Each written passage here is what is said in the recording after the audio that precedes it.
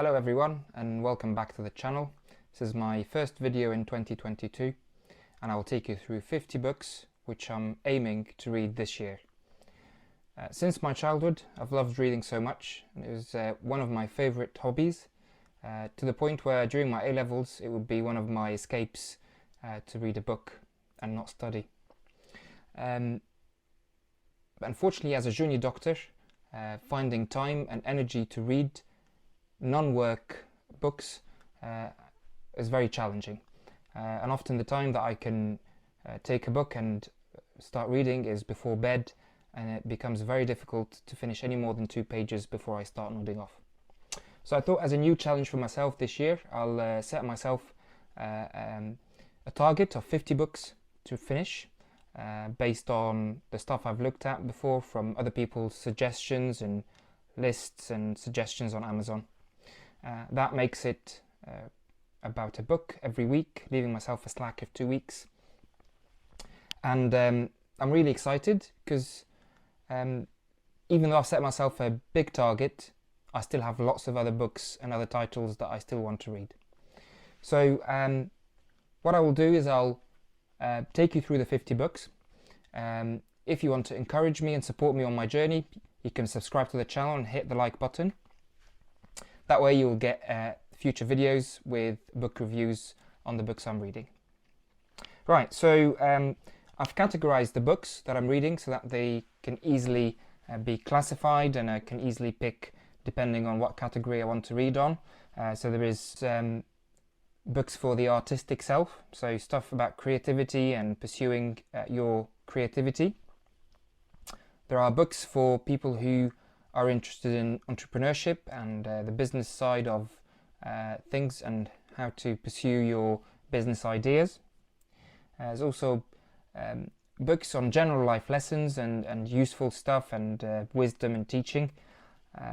There's some books, and this is one of my favorite categories, on history and autobiographies. There's books on spirituality, and finally there is novels. So let's go through them category by category. So if we start by books for the artistic self, first book is The Artist's Way by Julia Cameron, and this book takes you on a journey, a 12-week course of finding or recovering your artistic self. So claiming that everyone is born as an artist, everyone has a sort of creativity within them, and that book helps you recover that if you've lost it at some point in your life. There's another book called Write Useful Books, and even if you're not a writer and you want to learn about creating stuff, whether you're going to write a blog or an article, and that comes in handy for lots of people. Even as a doctor you have to write research articles and stuff like that, so that would be a useful book to read. Another book called Find Your Artistic Voice. The name is obvious, but it helps you unleash that creativity within you. Finally, for the artistic self, Keep Going by Austin Kleon. Again, one of his classic, nice, easily readable books, small, but captures very nice ideas for people who want to pursue their dreams of creating stuff. So that's the creativity bit done. Then moving on to entrepreneurship. First one is the Personal MBA, and I'm actually doing an MBA currently, and it's an online distance learning MBA in healthcare management. But the idea of teaching ourselves, the idea of reading and being able to get the knowledge from books has become a very popular idea. So I thought I'll add this to my reading list, even though I've actually got a degree in business, even though I'm actually doing an MBA at the minute. Using that book is actually a good way of learning to capture knowledge just from books, being self-taught. Another book called The Millionaire Fast Lane, and by the way, all the links for these books are in the description. Just a disclaimer, they are affiliate links, so if you buy through these links I get paid a small promotion from Amazon. Next book is The Millionaire Fast Lane. Don't judge me, it was recommended by one of the YouTubers I follow, so I thought I'd give it a chance and read it. Another one is The Dip by Seth Godin, a very famous author, and it tells you about the ability to distinguish between dead ends and dips, as he calls it. So we all go through dips, and all we need to do is just pick up.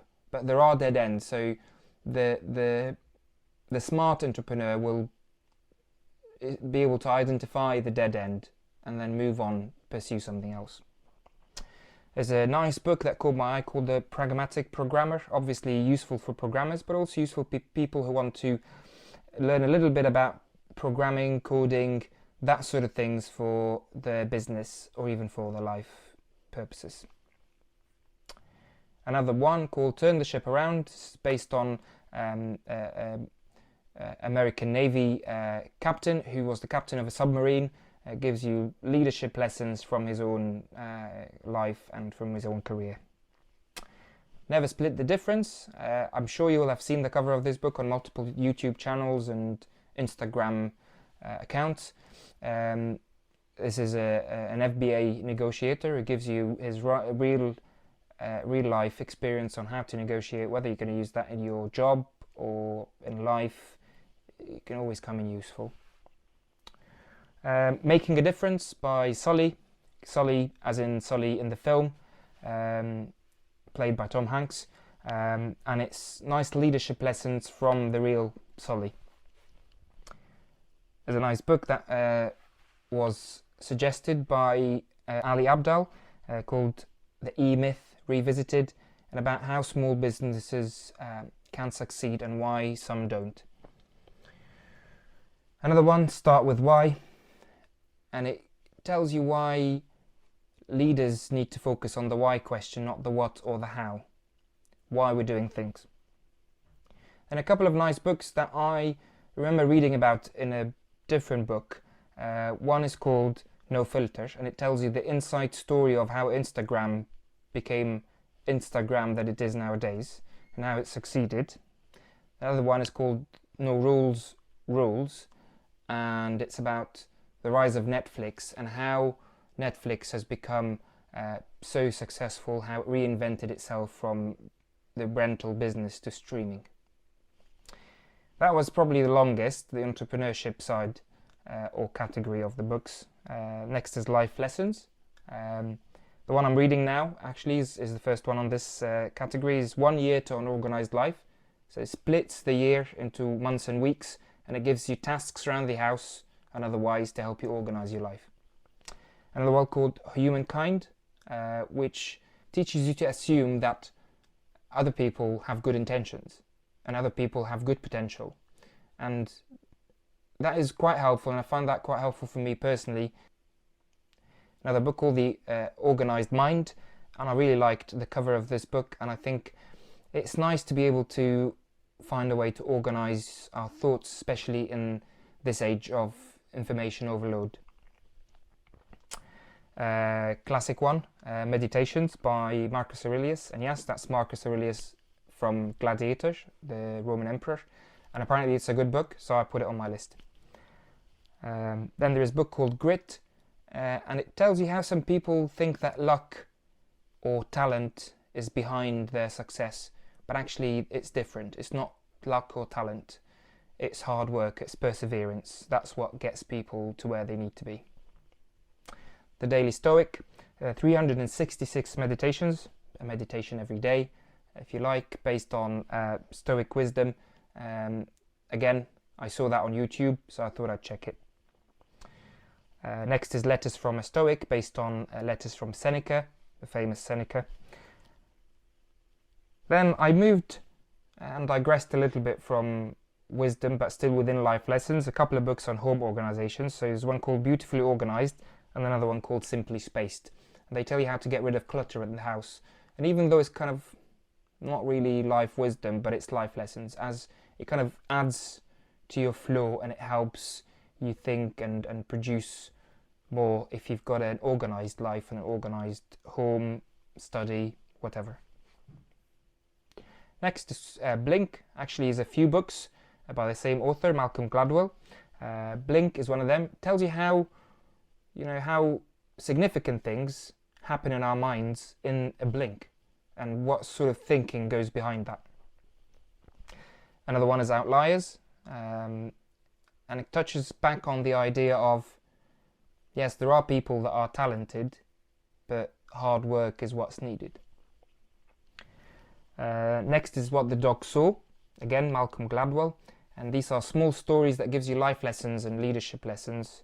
And finally, by the same author, David and Goliath, and it teaches you how to change and turn and transform your disadvantage into an advantage. So you may think that I have a weakness. That book teaches you how to change that weakness into a point of strength. And Marcus Aurelius did say that where there is an obstacle, the obstacle becomes the way. So that's life lessons. Then moving on to history and autobiography. First is Will, and that's the bestseller about the life of Will Smith, autobiography. So that would be a good one to read. Next is Only Cry for the Living. I kind of heard about that one from a podcast by Jocko Willink, and it's about a journalist who covered war zones like Syria, Iraq, and recently Afghanistan. Renegades, Born in the USA. It's a nice memoir or conversation between Barack Obama and musician Bruce Springsteen, and they explore their life journeys and what they have in common. Next is Reaching for the Stars, and that's one I again kind of knew about from the Jocko Willink podcast about Jose Hernandez, a retired astronaut, and how he reached for his dreams, reached for the stars, from being a farmer boy who spent his childhood between school and working in farms, and pursued his dreams and became an astronaut with NASA. The Luckiest Man in the World, another book from the same podcast, Jocko Willink, and it talks about the life of a surviving D-Day veteran and how he survived against all odds to the point where people started calling him the luckiest man in the world. In the Company of Heroes, you may or may not have heard about the film Black Hawk Down. That's the book written by the person in that story, and actually it covers stuff that's not covered in the film. It covers his capture and how he was freed, and it's a very interesting book based on the podcast by Jocko Willink. Without You, There Is No Us. I heard about this one on a podcast called The Moth, and it's about a Korean interpreter who lives in the US, but how she spent some time in North Korea as an interpreter, and how she was able to portray life in North Korea. Redeemable. Redeemable is a lovely story of redemption about someone who was a prisoner and then became a Guardian columnist. And next one I found about from a podcast called Ortho Hub about orthopedic surgery. It's actually, he is not an orthopedic surgeon, this guy, but he was a general surgeon. He was wrongly accused and imprisoned on the background of a litigation case. And this book is about his life and about this case. It's called Did He Save Lives? A Surgeon's Story. Next is Guantanamo Diary, and it's based on the film that I'm sure many will have seen called The Mauritanian, about this guy who was wrongly accused and imprisoned. Highest Duty is the autobiography of Captain Sully from the film, so I thought that would be a nice one to read. And Figuring Out the Past, that's a world history book but based on statistics, and precisely 3,495 statistics. Next category is spirituality. I'm Christian, so the books are picked were Christian books or around Christianity. So first one is Amazed by Jesus. It follows from the life of Jesus and a number of sermons covering the amazing nature of the life of Jesus. Next is Cross and the Switchblade. It's a true story of a preacher who served in the streets of New York. And another one called The Ordinary tells you about how we can have sustainable faith in a restless world, just in our ordinary day-to-day lives. Finally, a book called Revelation for Everyone, and it's about the book of Revelation. We all know, Christians, sometimes even non-Christians, how difficult the book of Revelation is, how a difficult read it is. But that book aims to simplify things and help you understand the point behind all the symbols and the visions. Final section is novels. Hopefully some of you will find this interesting. First is Where the Crawdads Sing, and in fact the way I got to know about this book is from its cover. I think I saw it a couple of times in the hospital library. I know I shouldn't judge any books by their covers, but I actually get caught by the covers, and that's why I check some of the books, and some of the books I've read, that's how I find about them. So yeah, The Crawdads Sing is a murder mystery about kind of nature and coming into age, so it's a nice mixture of genres. Next is The Midnight Library, and the best thing about it, and I think the story is nice, but the best thing about it is it happens in a library, or the center of the story is in a library. Next is The Thursday Murder Club, another murder mystery by Richard Osman, famous author. Next is The Interpreter by the same person who wrote Without You There Is No Us. It's a non-fiction about a Korean family, so that should be interesting. Next is The Haunting of Hill House, and I'm sure you will have heard about the series and the film, and that's the book behind them, so should be worth a read. So that's all 50 books. Like I said, if you want to support me, encourage me on my journey of reading the books, you can subscribe to the channel, hit the like button, and then you will find out about all the summaries that I will put into videos from the books. I'm currently working on a video summary from the first book, The Artist's Way, which I've finished, so this will come up shortly. I hope you enjoy reading some of them if you do decide to pick some of them up, and I hope you have a useful and fruitful reading, and catch you later.